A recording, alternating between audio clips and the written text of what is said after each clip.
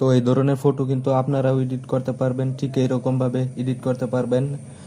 তো কিভাবে ফটো এই ধরনের ফটো এডিট করবেন তো সেটাই দেখাবো আজকে এই ভিডিওতে। চলুন কথা না বাড়িয়ে মূল কাজে চলে আসি। তো এটা করার জন্য সিম্পলি আমরা প্লে স্টোরে চলে যাব।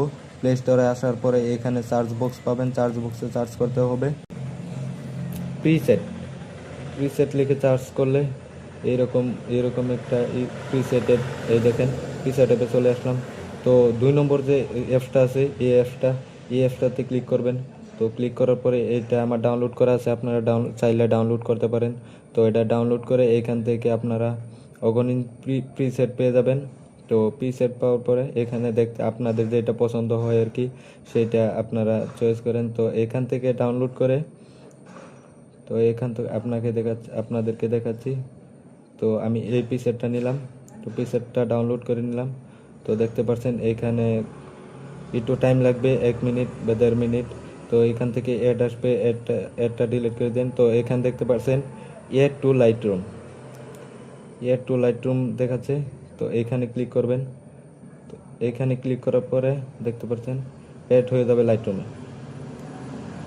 তো এই যে আমার লাইটরুমে ক্লিক করলাম, তো অ্যাড হয়ে গেছে লাইটরুমে।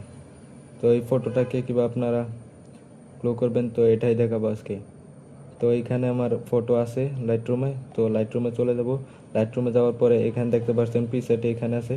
তো এখান থেকে প্রিসেটটাকে 4 নম্বর যে অপশনটা আছে কপি প্রিসেট, এটাতে ক্লিক করবেন। তো ফার্স্টে কপি করে নেবেন, এখান থেকে ক্লিক করে আপনারা এখান থেকে ওকে দিয়ে দিবেন। তো কপি হয়ে যাবে। কপি হওয়ার পরে এখান থেকে ব্যাক হয়ে যাবেন। তো আমি এই ফটোটাকে বানাবো। তো এই ফটোটার উপরে ক্লিক করলাম। তো দেখতে পাচ্ছেন এখনই বাই ম্যাজিকটা দেখতে পাবেন। তো এই দেখতে পাচ্ছেন। তো ফটোটার উপরে ক্লিক করলাম। ক্লিক করার পরে এখান থেকে ফার্স্ট যে সেটিং অপশনটা আছে সেই অপশনটাতে ক্লিক করব। এই অপশনটা আছে, তো এই অপশনটাতে ক্লিক করার সাথে সাথে দেখতে পারবেন ফটোটা এক ম্যাজিকের মতো দেখতে পারবেন ফটোটা কীভাবে এডিট হয়ে যায়। তো আমি ক্লিক করলাম, আপনারা দেখেন।